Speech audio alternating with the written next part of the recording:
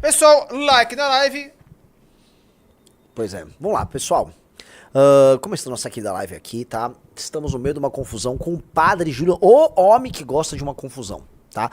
O nosso querido Arthur Duval fez cobertura hoje, né?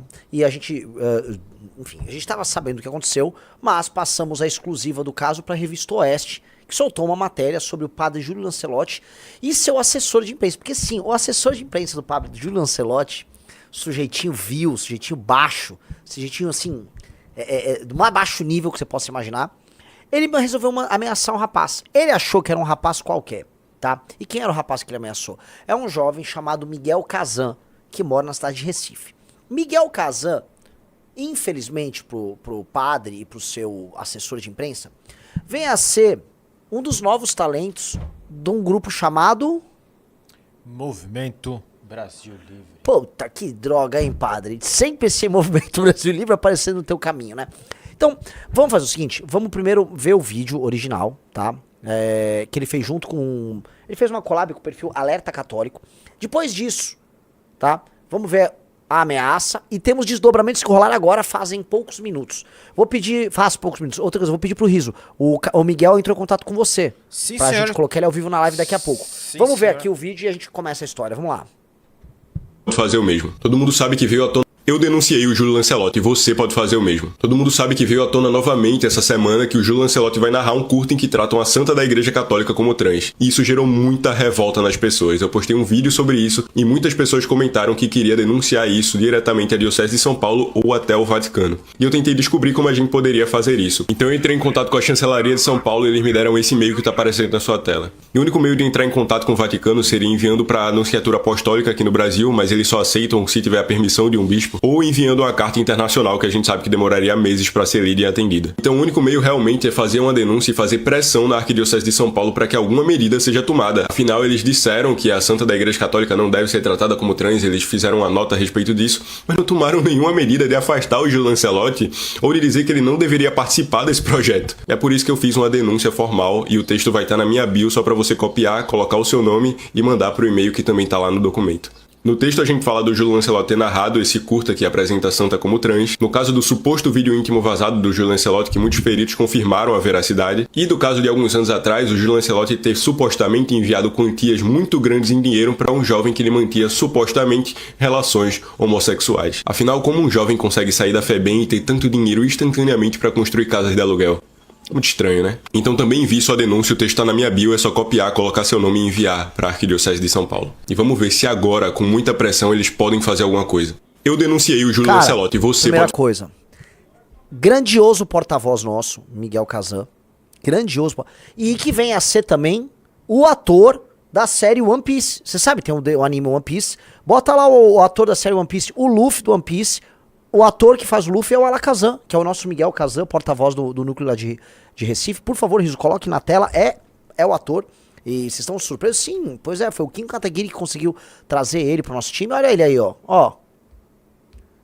É a mesma pessoa. Bem-vindo, Inhaki Godoy. Pois é, galera, pois bem, o caso é bizarro. Todo mundo sabe que tudo que envolve esse padre é bizarro. Põe Luffy ator, né, Risão? Eu manjo dessas coisas Ó. aqui, ó. É o Miguel Kazan. É o Miguel Kazan, tá? Pois bem, e é muito estranho, e esse é um problema, e eu converso com todos os meus amigos católicos do MBL, todo mundo sabe que existe esse incômodo gigantesco. Como é que a igreja permite que uma figura bizarra dessas, uma figura comprovadamente bizarra, porque eu não tô falando das coisas que todo mundo sabe. Eu tô falando das coisas... Não, desculpa, não... Eu não estou falando das coisas íntimas que todo mundo sabe. Eu estou falando das coisas políticas, abertas que ele faz. Não é normal um sujeito que adota essas posições que fique aí tendo, vamos dizer, seu status garantido pela igreja. Não deveria ser normal em nenhum sentido. Mas ele tá aí e continua. E mais, quando morrer vão vir com papo sério mesmo. Os mesmos bizarros que ficam seguindo ele vão vir com papo de canonização. Este cara, ele é bizarro, pra dizer o mínimo, tá? Mas vamos andar com o assunto aqui, tá? O que aconteceu? Foi gravado esse vídeo pelo Miguel Kazan, o vídeo rodou, e aí ele recebeu uma mensagenzinha no Instagram dele, dá uma olhada.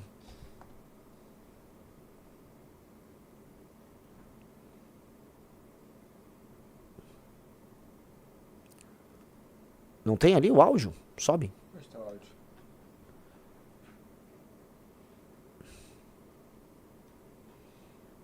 Não? Era aqui? Talvez, né? Assim, o Miguel talvez consiga botar aí pra gente ver e tal, mas assim, que bizarro, sua internet não tá conseguindo abrir?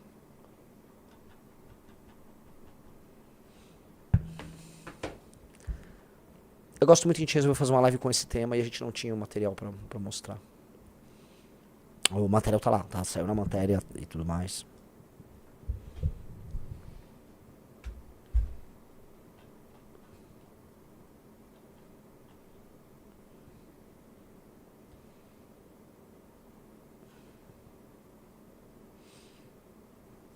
Bom, a internet tá maravilhosa. Legal. Pede pro Miguel, o Miguel te mandou mensagem, pede pra ele te mandar o arquivo, porque é o seguinte, o assessor, né, de imprensa do padre Júlio Lancelotti entrou em contato na DM do Instagram do Miguel Kazan, tá? E é bem importante vocês vejam, porque é o tipo de ameaça que denota tudo aquilo que nós já falamos anteriormente. Quando nós, né, tivemos contato ali com o material que envolvia o Júlio Lancelotti, a gente se assustou. Porque ninguém na imprensa, a imprensa sabia, conhecia o material, ninguém na imprensa queria sequer tocar no assunto. E o próprio judiciário nunca viu nada de errado naquilo ali. Vamos lá, vamos ouvir. Veja só o papo. Esse Augusto Souza é o assessor de imprensa do padre Júlio Lancelotti. Ouçam isso. Eu pediria encarecidamente que você tivesse essa compaixão com este ser humano para que removesse esse vídeo, para que a gente não leve isso a instâncias judiciais, né? O padre Júlio ele é muito querido no meio judicial, amigo de muitos juízes, desembargadores, e se a gente pede um favor e fala o que está acontecendo, eles prontamente o ajudam. Inclusive, em todas as palestras que o padre Júlio tem ido, é a convite de juízes e desembargadores, inclusive essa que estivemos em Fortaleza, a próxima que estaremos em Rio Grande do Sul, e tem uma outra agora em Santa Catarina. Sempre convite dos tribunais de justiça. Então, para não causar mal-estar dentro da nossa própria igreja, eu te pediria, por gentileza, que se puder remover esse vídeo, me deixaria principalmente muito feliz e mais aliviado, porque ele não está bem, ele está muito, muito debilitado. Hoje caiu das escadas, se machucou, foi para o hospital. Então eu te peço de coração, pense nele como um avô. Às vezes as pessoas, quando elas chegam a uma determinada idade também, elas acabam ficando muito sensíveis. Então qualquer coisa deixa ele muito sensível, deixa ele um pouco aflito. Então eu te peço de coração que reconsidere esse meu pedido para que evite de que ele acabe ficando cada vez mais pior. E confesso que Dom Diego Pedro Sharon mandou uma mensagem no WhatsApp com o link do seu vídeo dizendo: veja isso, precisa tomar uma providência. Então eu estou pedindo encarecidamente, tá bom? Um abraço, Deus abençoe e fique com Deus e com a Virgem Maria. Olá. E aí tem outro? São só esse áudio, né? Pois bem, amigos, é um tanto quanto assustador. Eu já havia falado várias vezes anteriormente, olha só, quando a gente teve acesso aos materiais desse padre, que tudo que houve foi estranho. Estranho por parte da imprensa, estranho por parte do judiciário, estranho por parte do Ministério Público. Não sou eu falando desta vez, então estou muito seguro de falar. É o assessor de imprensa falando que o padre tem as costas quentes no judiciário. Eu volto a repetir. O assessor de imprensa do padre Júlio Lancelotti disse que este padre tem as costas quentes no judiciário. Qualquer figura pública que tivesse as histórias controversas que ele tinha no passado, dificilmente teria escapado como esse sujeito escapou. Estranhamente, ele sempre escapa. Estranhamente, ele sempre escapa. Mesma coisa com a Arquidiocese de São Paulo, né? Simplesmente vai fingir que nada disso está acontecendo. As histórias são, no mínimo, desabonadoras. Eu não tô nem falando que, assim, muita gente diz por aí que... Pessoas dizem... Ó o cuidado que tem que tomar. Vocês estão entendendo agora, né? Se ele quiser me processar, eventualmente ele ganha sem ter mérito. Só porque, né? O que eu quero dizer assim... Não tô falando que ele praticou atos com menores, mas só daquele vídeo que, né, todos os peritos atestaram, assim, é muito óbvio. Só aquilo lá deveria, né? O cara tinha uma santa atrás dele, ele é um padre. Ele pratica esses atos aí, é normal e tudo mais. Entendi, eu não sabia que era assim. Me parece não ser o caso. Conheço muitos padres e me parecem não terem esse tipo de comportamento. O que tá claro agora... O que está muito claro com essa ameaça que esse rapaz fez ao porta-voz do MBL, Miguel Kazan, é que sim, sempre houve uma estranha relação envolvendo esse padre, a imprensa e o judiciário. Sempre houve. E isso abre espaço para muitas discussões. Vejam o sujeito, tá? Esse aí é o Augusto, né? que é o assessor de imprensa do padre. Eu não sei, olha, assessor... O que mais ele é? Baixa o perfil aí. Há quanto tempo você trabalha com o padre? Me pareceu um rapaz jovem, bem mais jovem que o padre. Enfim, cara.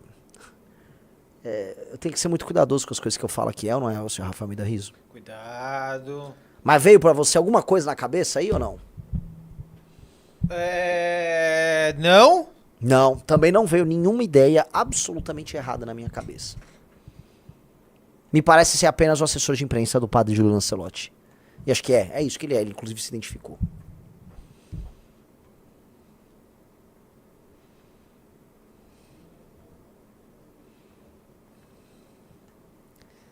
Esse cara tá ameaçando, vamos colocar aqui, esse cara está ameaçando um porta-voz que fez uma denúncia válida, tá?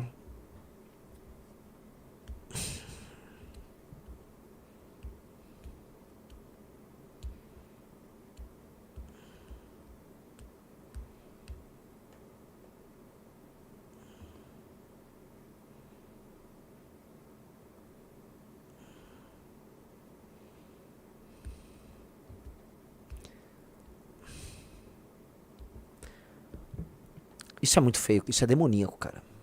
Vocês me desculpem, isso é demoníaco. Essa turma é demoníaca. Isso não é bom pra igreja. E isso não é bom pro cristianismo como um todo. Isso é horrível, cara. Não dá, na boa, não dá pra gente ficar naturalizando, fingindo que... Né? Agora, acabou de sair, agora, a nota da Arquidiocese de São Paulo, tá? Numa collab com o Dom Odílio Scherer. E aí, ó, o esclarecimento. A Arquidiocese de São Paulo esclarece que o senhor Augusto Souza, o rapazinho ali, citado na reportagem da Revista Oeste, não tem nenhum vínculo institucional com esta arquidiocese. O senhor Augusto Souza não é assessor ou representante da Arquidiocese de São Paulo e, portanto, não pode falar em nome da instituição ou de qualquer um de seus setores, menos ainda do arcebispo de São Paulo. Natural, né? Mas ele anda por aí falando isso. A minha pergunta é, e o resto? E a denúncia do senhor Miguel Kazan? Esse padre vai poder continuar vilipendiando símbolos sagrados da Igreja Católica em nome das suas piras ideológicas? E eu tô deixando só no campo ideológico as piras dele, em nome das suas taras ideológicas. Vamos botar aí? Esse padre, até onde vocês vão deixar esse padre? Qual é o próximo padre? O que mais a ele é permitido? É natural e isso tá tudo ok. A gente tem que se atualizar, porque é um pouco assustador. Eu queria que a Arquidiocese de São Paulo entendesse, de fato, que é uma massa de centenas de milhares, que são milhões de jovens, isso não é um fenômeno só brasileiro, que estão se aproximando da igreja, buscando na igreja um refúgio contra a falta de referencial do mundo contemporâneo. E eles estão esperando uma postura tradicional da Igreja Católica. Uma postura tradicional. Definitivamente, um padre com esse histórico, com a militância que ele faz e com essas subversões, não é alguém que represente essa perspectiva. Isto não é bem-vindo, cara. Definitivamente não é. Eu queria botar aí, pra falar com a gente, pra explicar um pouco o caso, o senhor Miguel Kazan, tá? Miguel, tá aí? Tô escutando? Tá, perfeito. Me ouve? Certo. Miguel? Então, o que aconteceu foi que eu postei os vídeos denunciando o Júlio Lancelotti, principalmente quando veio à tona o caso dele narrar um curta que trata uma santa da Igreja Católica como trans, e eu incentivei as pessoas, católicos de verdade, diferente do padre aí, a denunciarem também a Arquidiocese de São Paulo. E foi isso que muitas pessoas fizeram, tanto que, segundo o próprio assessor do Júlio Lancelotti, o Dom Odilo, mandou meu vídeo para ele pro WhatsApp e disse que isso gerou um mal-estar muito grande na Arquidiocese de São Paulo. Então, muitas pessoas denunciaram e isso veio à tona aí agora. E agora, no dia 1º de novembro, vai ser lançado esse curta. E a Arquidiocese de São Paulo, quando isso veio à tona em 2022, porque esse caso é conhecido desde 2022, só deixou uma nota lá dizendo que condenava essa ação, mas em nenhum momento puniu, ou afastou, ou proibiu o Júlio Lancelotti de fazer parte desse projeto. Então, claramente, eles são coniventes com esse tipo de atitude. Me assusta eles manterem essa política de leniência com essas posturas do padre. Primeiro porque o padre ele se tornou um agente político do petismo, ele age de maneira escancarada com isso. Ele tem essas opiniões, no mínimo, eu não vou nem colocar como controvérsias, são opiniões heréticas. E tem todo um histórico que se a Igreja Católica, eu tô falando em São Paulo, tô nem abrindo em âmbito geral, porque ele é uma figura nacionalizada e participa de eventos internacionais. Mas esse cara é uma máquina ambulante de danos de imagem para a Igreja Católica. É uma máquina repelente de novos fiéis. Eu não consigo entender. E aí eu estendo isso, eu fiz essa pergunta, que você conhece, grava o vídeo e milita. Porque quando eu estendo isso pro judiciário e pra imprensa, que também passa um pano, eu ainda fico em choque. O que esse cara tem? Não é muito estranho isso? Muito estranho, porque realmente ele parece que tem proteção de todos os lados. Seja na política, seja no mundo, seja no judiciário, até o Alexandre de Moraes. O Alexandre de Moraes tem contato pessoal com ele. Então, assim, esse cara é protegido de todos os lados. E também no alto escalão da Igreja Católica, porque é um cara que é cardeal. Porque Dom Odilo, o arcebispo de São Paulo, é cardeal. Ele estava lá na eleição do Papa e é o mesmo que está defendendo o Júlio Lancelotti agora e que não pune esse cara de jeito nenhum. Então é realmente muito complicado entender o que é que esse cara tem. Porque tanta gente tem medo de simplesmente tomar uma atitude, simplesmente afastar ele das funções. Eu acredito que o Júlio Lancelotti deveria ser preso. Eu não quero que ele seja excomungado, eu quero que o Júlio Lancelotti seja preso e termine sua vida na cadeia, porque pra mim o que ele fez já tá bem claro. Mas enfim, a gente tem que ser cuidadoso com as se no mínimo ele palavras. fosse excomungado, já seria algo de muito bom pra igreja. Sim, a gente tem que ser sempre cuidadoso com as palavras, porque de fato é um cara que... Bom, é o assessor de imprensa que falou, né? Não sou eu nem você. O assessor falou, tenho contatos com juízes e desembargadores. A gente sabe, quando a época ele foi denunciado por aqueles vídeos, né, que estavam rodando, como aquilo foi tratado no Ministério Público e depois pelo próprio Judiciário. Estranho. Assim, é no mínimo curioso. E a gente sabe os casos que ele teve, a gente sabe os acordos que ele fez. No seu vídeo ele cita um acordo que foi feito, aparentemente, né, de 600 mil reais. Há um outro que envolvia o Riso pode até pegar aí, um carro Pajero. Entendeu? Na verdade, essas quantias em dinheiro foi quantias que ele doou, segundo a justiça, no primeiro processo que Anderson Batista foi absolvido, que foi o jovem que ele acusou que estava extorquindo ele. Foi quantias que ele deu ao jovem de bom grado. Foi isso que a defesa de Anderson Batista alegou. Ele não estava sendo extorquido, ele deu isso. Tanto que no primeiro processo que ele denunciou Anderson Batista de extorsão, ele foi absolvido em 2 instâncias. Então, porque a justiça entendeu que não fazia sentido o Júlio Lancelotti dar tantos presentes e quantias em dinheiro para esse rapaz. Pois é. Eu tenho que ser cuidadoso, você também tem, você tem um grande futuro pela frente, mas essa é uma daquelas histórias bizarras. E a gente via nos Estados Unidos todas aquelas discussões sobre aquele caso de um cara que tinha uma ilha e que ninguém entendia como é que tantos poderosos... Também teve um rapper que fazia uma festa numa casa, algumas festas. São aquelas histórias que a gente começa acreditando que faz parte do imaginário popular, teorias conspiratórias. Aí quando vê, elas estão ficando tão reais e tão concretas que você começa a se assustar, né? Então, cara... Realmente. Cuidado aí, cara, real. Assim, falando aqui, alguém que viu essas coisas em 2020, que se deparou com esse vídeo, que todo mundo depois acabou vendo, cuidado. Inclusive, existe muita gente que fala, né, que a queda do Arthur teve a ver com isso. A própria queda do Arthur teve a ver com isso, por causa do vídeo. Gente na Lesp falou pro Arthur, lembra daquela história? Arthur, você fica mexendo em vespeiro que não tem que mexer.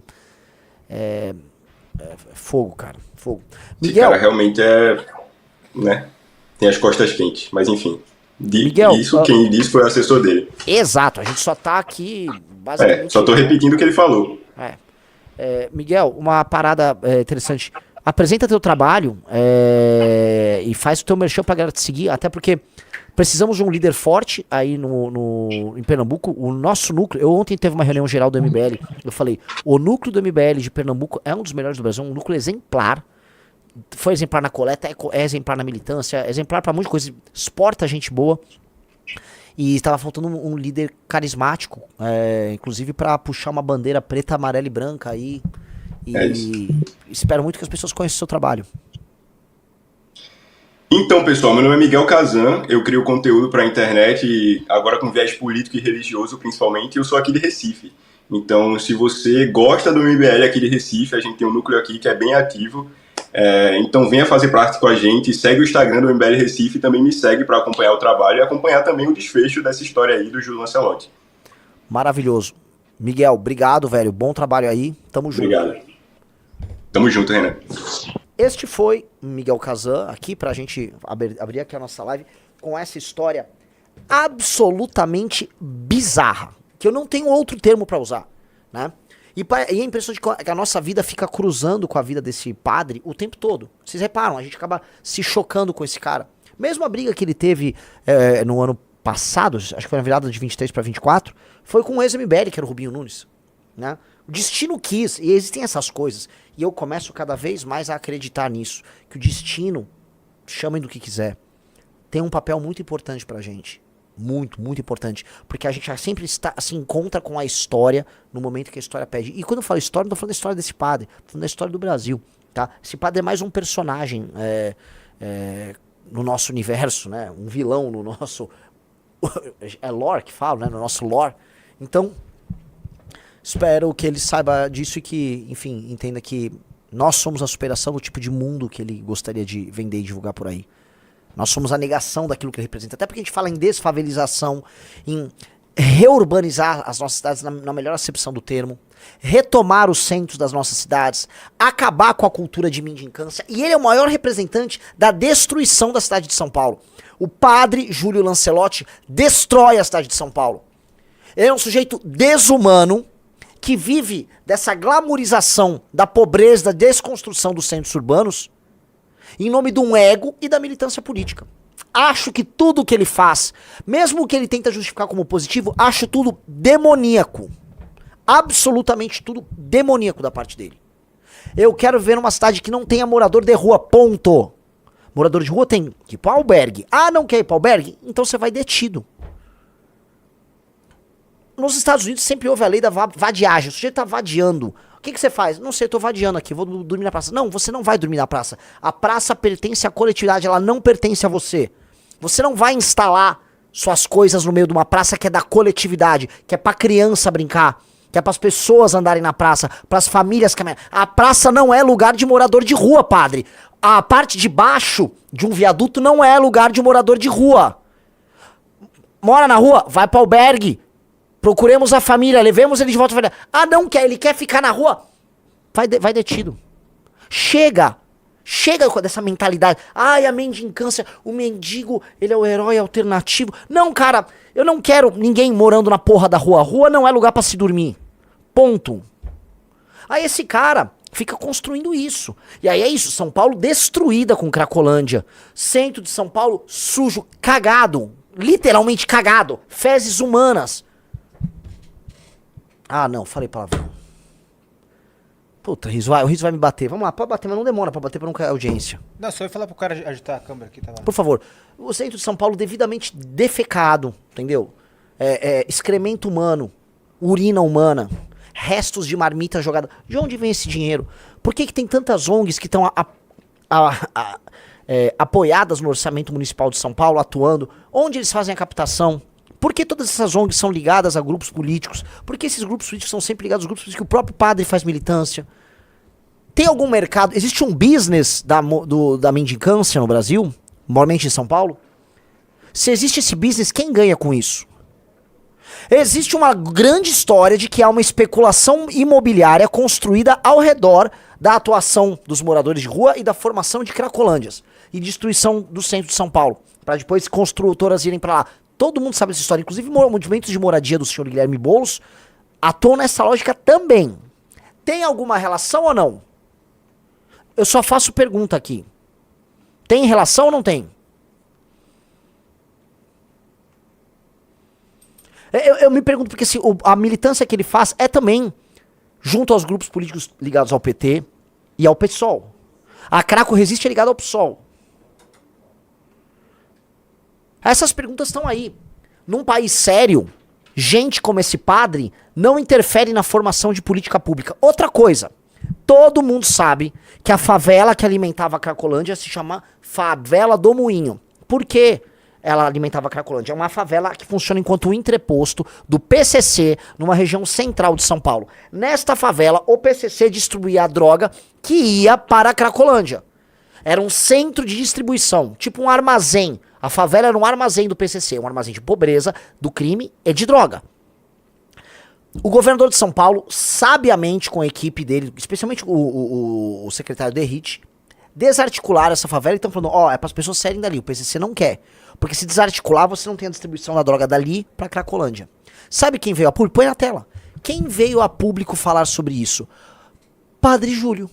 Papa Francisco nos ensinou que não se expulsa ninguém. Diz Padre Júlio sobre Favela do Moinho. Por que diabos o Padre Júlio tá contra o fim da Favela do Moinho e tá atendendo diretamente? É o mesmo argumento utilizado pelo primeiro comando da capital que ganha dinheiro com esse trabalho ligado a moradores de rua que tomam regiões de São Paulo.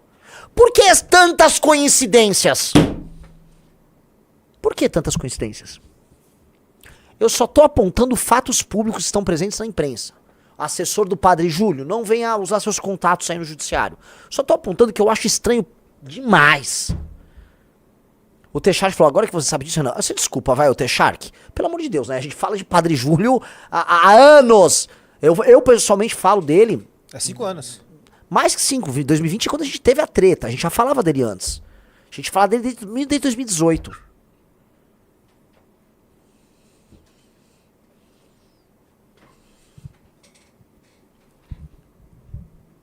É no mínimo bizarro, né, amigos? É no mínimo bizarro, é no mínimo estranho, tá? Este caso, e aí eu deixo essas perguntas no ar, deveria, vamos dizer, incentivar todos vocês a pensarem que o nosso jogo e a guerra que nós temos pela frente é uma guerra muito profunda, tá? E que esse aparato que torna as cidades brasileiras horrorosas, que torna o Brasil pobre, as cidades feias, sujas, imundas, a pobreza espalhada, usada como um instrumento, pessoas pobres, pessoas com problemas mentais. Eu não falo só o cara que tá usando o crack. O morador de rua, em grande medida, é uma pessoa que ou tem um problema mental, ou tá passando por depressão, ou é muito solitário. Nos Estados Unidos, o número de deficientes mentais que estão na rua é enorme. A estatística tem estudos que mostram pra isso. Então são pessoas que necessitam de socorro. Definitivamente, o socorro não passa em manter essas pessoas morando na rua. E mais, o fato delas serem doentes não dá a elas o direito de destruírem e se apropriarem das vias públicas, das praças, das marquises. Não dá, elas não têm esse direito. Olha aqui, ó. 40% dos moradores de rua na idade escolar têm problemas mentais. 40%.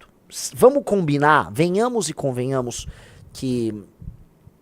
Aqui, ó. Mais da metade dos moradores de rua veteranos têm problemas mentais ou físicos. Galera, sejamos honestos, pô. Vamos jogar o jogo aqui aberto. Estamos falando de pessoas que são deficientes, as pessoas precisam de cuidado, elas precisam ser internadas ou devolvidas para sua família. A maior parte delas, isso agora eu tô falando uma coisa muito concreta, tá? A maior parte dos moradores de rua não tem como você reabilitar e falar, arrumei um emprego. É um ou outro. Um ou outro você vai conseguir fazer isso. O resto são pessoas que vão precisar de cuidado. Se conseguimos cuidar da família, melhor ainda. Mas vão precisar de cuidado. Muitas vão precisar de internação pura e simples. Algumas você recupera.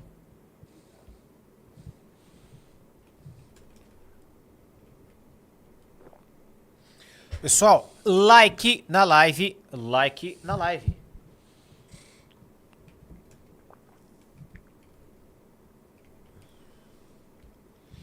Vou até responder aqui. O Gabriel Taperino disse: Renan, vi umas críticas dizendo que esses albergues não possuem segurança para os moradores de rua. Muitos são roubados ou assediados nesses lugares e por isso preferem dormir na rua. É preciso melhorar esse aspecto também, não? Gabriel, se desculpa, eu já visitei alguns albergues. Podem não ser um hotel 5 estrelas, mas definitivamente é muito melhor e muito menos perigoso do que morar literalmente na rua. Eu já estive nesses albergues, a gente já fez visita, o Arthur já fez na campanha. Não é um hotel 5 estrelas, mas é melhor. A questão é que por diversas razões eles não querem. Até porque existe boa parte dos moradores de rua que entendem que a mendicância e morar na rua é sobre tirar uma graninha também. Entenderam? O jogo não é tão óbvio e simples como vocês imaginam. A questão toda é definitivamente um local que vai ter uma cama pra você dormir, que vai ter atendimento, que vai ter comida, é melhor do que morar no meio da rua. Primeiro porque você não tem o direito, você não tem o direito de morar no meio da rua, sacou? Primeira coisa. E segundo que definitivamente não é melhor. É isso.